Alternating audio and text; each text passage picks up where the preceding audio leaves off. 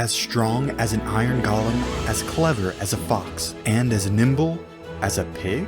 This is hardcore Minecraft, and I plan to survive 100 days as a shapeshifter. Link to the mod and tutorial is in the description. And I mean, while you're in the description, you might as well follow me on Twitch, Instagram, and Twitter because I'm active on all of them every week. My 3 goals for these 100 days: first, unlock 50 different entities by defeating them in combat. Second, overtake the Wither in battle. And third, vanquish the Ender Dragon and beat Minecraft. Let's go. Day 1, I loaded in a new hardcore Minecraft world, and I bet you can guess which entity I unlocked first. After getting myself a wooden pickaxe, I killed the sheep closest to me, unlocked its identity, and became a sheep. Have you ever seen a sheep go mining before? How about a pig terrorizing cows? Or a cow mining iron? These were definitely all a first for me. As the sun began to set on day 1, I hid myself in a cave and began cooking up some food and smelting iron. I was so excited to unlock all the different identities that I could. So I crafted myself up an iron chestplate, got myself a shield, and headed back outside to collect as much food as I could. While running through the savannah, I almost fell into this ravine. I decided to go around, and I don't remember why I was so insistent on getting this pumpkin. On my way back down the hill, I got into a fight with these 2 zombies and unlocked my first hostile mob. It's so cool how it shows your armor and everything that you're holding. Now it was time for the first test. I slowly walked up to the spider, wondering if it was going to attack me, but it just looked right up at me like it was daytime. And after betraying his trust, I somewhat needlessly jumped over the ravine to unlock my next mob, the skeleton. And apparently if you attack mobs while you're close by to other mobs, they'll all start to attack you. And unfortunately, I was unable to unlock a creeper on day 1. With all these different mobs beginning to chase me, I ran to the hill from where I came, and it was a little too steep to parkour up, so with some quick thinking, I tried turning myself into a spider and I climbed to safety. Once I was on the other side of the ravine, I changed into a skeleton and everything stopped chasing me. But I did see some wooden planks down in the ravine, so I decided to take a leap of faith down into the water. And before the night of day 1 was over, I had already gotten my first diamond. Day 2 and 3, I continued to explore the mineshaft, gathering some different resources, and this whole time I am so glad that I was a skeleton, because there's a lot of different instances like this that probably would have got me killed. In addition to the much needed materials, I also ran into another creeper. Since I used the stone sword, it took a little too long, but after a while, I finally unlocked the creeper identity. On day 4, I made it back to the ravine and walked into the sunlight as a zombie. I was a little confused because I wasn't bursting into flames, but that was quickly fixed when I took off my helmet. So I transformed into a spider and climbed my way back to the surface. I spent the rest of day 4 and day 5 chopping down some dark oak trees before wandering aimlessly in the world. Day 6 was a day of exploration. I really liked being a spider because you can climb up walls and you can run pretty fast. Another thing that I never saw before that was absolutely terrifying is seeing a spider sprint. Just imagine if they chased you that fast. On day 7, I came across a desert village that had spawned right in between 2 different biomes. And you know how chickens can't really get hurt by fall damage? Well, when you're a chicken, you only get 2 hearts, but you can jump off just about everything and be safe. When I walked into the village, I was a little concerned that the mod messed up the villagers, but it turns out it was just kids playing outside. After looting their tower, I decided to try out the chicken jump again. Then I locked this rude villager inside and stole his identity. I definitely did not look suspicious. And while I was still a villager, I thought it would be a good idea to go and kill the iron golem. That way I wouldn't get in trouble, but then I figured I could become the iron golem and no one would even know that it disappeared. Being the iron golem is actually pretty awesome because you get double the hearts, and look how hilarious it is to run. But there is one downside: you can't really fit through doors. As the iron giant, I tried to make friends with this little kitty, but I pet it a little too hard and killed it. But it is super fun playing Minecraft as a cat, except for when you get in trouble for looting a village. From this perspective, the iron golems are absolutely terrifying. That night I stole this guy's bed and fell fast asleep. The next day I awoke to find that the village had a mineshaft of their own. After exploring some of it, I wanted to mine down to diamond level and get myself some diamond armor. But before I could, I ran into some more mineshaft and unlocked the infamous cave spider. This one I was not looking forward forward to unlocking because of its poison effect, which almost killed me. And then I spent the next several days mining for diamonds while collecting whatever other resources that I could find. And by day 12, I had enough diamonds for a full set of diamond armor. On day 13, I made it back up to the surface and decided to smelt all my ores and get all my stuff organized because I wasn't done exploring the world and I could only take with me as much as I could carry. And because I was going to leave some cobblestone behind to save time, I made a bunch of furnaces to smelt everything a little faster. Then that night, the villager actually offered up his bed, and then I realized I was actually still a zombie from my mining session. On the morning of day 14, I was thrust back into the wild by the villagers. They said it was because I stole all their food and valuables, but I think it's because I'm a shapeshifter. While wandering around this desert, I came across a few rabbits, and these were definitely one of the harder mobs to kill because they're harder to catch. While it's adorable to jump around as a rabbit, you only get 1.5 hearts. So before going into this desert temple, I turned back into a human. Because my inventory was already kind of full, I just grabbed the gunpowder and the horse armor. As it became night, I found this husk, unlocked its identity, and then ran to this new village for safety. And can you imagine? They also did not want me stealing their food and valuables. So the next day, I began to search for a jungle that I could set up my base far away from any village. For the challenge, I had to kill this helpless turtle. There are just some mobs in Minecraft that you really don't like to kill, and turtles are definitely one of them. But they do have a good amount of hearts, and it's actually pretty cool swimming around as a turtle. And I think the turtle is the only mob that can breathe underwater and outside of water. But the fun was cut a little short when I had to unlock the drowned identity. After that, I transformed into a fish and found a buried treasure map. The map led me to a nearby beach that I spent way too long searching for buried treasure, and I actually never found the chest. And on this dreary day, I unlocked another mob that I really don't like killing, but this is arguably one of the best things about the mod. I was finally able to fly. I flew up and I spotted a jungle that was actually really close by. Luckily, I didn't die when I had to sting this parrot. There's something so satisfying about flying around the jungle as a parrot, although it might just be that I found a jungle temple. I knew that it would be dark inside, so I decided to turn myself into a zombie so I wouldn't be attacked. I also made myself some torches, and when I made it down to the bottom room, I knew that I would run across some traps. I carefully tried to cut both the tripwires, but that just made the trap go off and hurt me both times. After getting the loot, I tried to solve the puzzle, but I think I accidentally disarmed it, so I just dug until I found the treasure. And when I went back outside, phantoms swooped down and tried to attack me. I finally got to test out the bow that I made. Then I transformed into a bee and had this cool aerial battle, and I flew down to a tree and transformed into a phantom. On the morning of day 20, you'll never guess what happened. Okay, you probably did guess. I don't know why I thought I'd be safe organizing all my things outside, but I quickly realized that it was a mistake when a creeper came up right behind me and almost killed me. So for the time being, I decided to head back into the jungle temple and make that place my home. After finally being able to unload all my stuff into a chest, I placed down all my furnaces, closed off all the windows with iron bars, and got to work lighting up the place and clearing out the bottom floor. Then that night, I wanted to truly see what it meant to play as a phantom. I swooped down and killed some sheep until I had enough wool for a bed. I spent day 21 to 25 collecting a lot of jungle wood for a build, as well as a lot of jungle leaves and vines. While I was out, I ran into an ocelot and had a lot of fun parkouring around the treetops. And in a nearby river, I found some salmon and again got scared when I only had 1.5 hearts. On day 26, I found a ruined nether portal, tried my best to stop a forest fire, and got 3 blocks of gold. Close by was a bamboo forest, and when I saw it, I knew what I would have to do. How did Mojang even get the sound of a panda dying? I actually did enjoy the life of a panda. I collected some seeds and tried to make a bird friend, and when that failed, I just ate my troubles away. The next day, I made it back to my base, added a place for storage to the bottom floor, made myself a diamond sword, and got some sleep as a bee. It was so cute, and I knew that I needed to rest because I had a big day of building tomorrow. On day 28, I grabbed all the materials that I thought I'd need and got to work building this cool canopy that you can only get to if you can fly. I had just about finished the base of the build when I ran out of wood, so I spent the next 2 days chopping down trees, and upon my return, I noticed that I already had a visitor in the middle of the jungle and far away from any civilization. And before I could even talk to him, he disappeared, and I found these leads. I figured I could unlock the wandering trader identity, but it was a little too late to become a llama. I was a little confused where the wandering villager went, so I started looking around, and then I realized that he turned invisible because it was now nighttime. So after chasing around his particle effects for a while, I finally killed him and unlocked one of the most disliked mobs in Minecraft. I never realized how many mobs were so elusive until I attempted this challenge. While spending the next few days mining, I came across a bat and realized it was the best mob to go mining as. You always have night vision, so you don't need any torches. You can easily spot things underground like mine shafts, and you can't die from fall damage or from falling into lava. Unfortunately though, you do only have 3 hearts. I spent the next few days mining for diamonds, and they look so much more impressive when you're mining as a bat. As the sun began to rise on day 37, I came out of the mine and got this really pretty view of the jungle because I had night vision. Then I turned back into a human to see what it looked like normally. I knew this day was going to be pretty busy and that I would need the right tools for the job, so I made myself a diamond shovel and another diamond pickaxe because mine was about to break. I needed a few more types of materials to finish my build, one of which was a blue dye, so I thought it would look pretty cool collecting blue flowers as a bee. I also unlocked another animal that I don't like killing, although it was pretty hilarious going into this nearby village as a horse and eating all of their hay. The villagers were probably pretty confused when my appetite wasn't sated and I had to go eat sand. As the sun began to set, I transformed back into a bee and flew over to collect some dirt. And this was also the night I accidentally picked a fight with an enderman, and let's just say the other monsters were not too happy about it. So I just flew back to the safety of my isolated jungle base and had a little dance party as an enderman. Day 38 and 39, I spent finishing the top part of my base and had an epic resort where I could live out the rest of my days as an exiled shapeshifter. I could fly around or run around and do whatever I pleased. Since my powers seemed pretty magical, I wanted to build a few floating islands. I turned the sand into glass and used the blue flowers to turn the glass blue, and used it to make it look like there was magic energy holding up the floating islands around my base. That night, I went back underground to this underwater ravine where I struggled to get some obsidian for a nether portal. On day 41, I built my nether portal, turned into a phantom, and decided to go through as a phantom because I would have a lot of hearts and I would be considered a hostile mob and hopefully would not be attacked. I spawned into a relatively safe biome and took on the first ghast that I saw. Then I struggled to capture a zombified piglin so that way I could kill him with hopefully not getting any other mobs mad. And right when I thought I had him, he escaped. So I caught and killed his friend, as well as a piglin that had strayed a little too far from his pack. I tried my best to kill them in seclusion so that way their friends wouldn't get mad at me, but everything was fine once I actually turned into a piglin.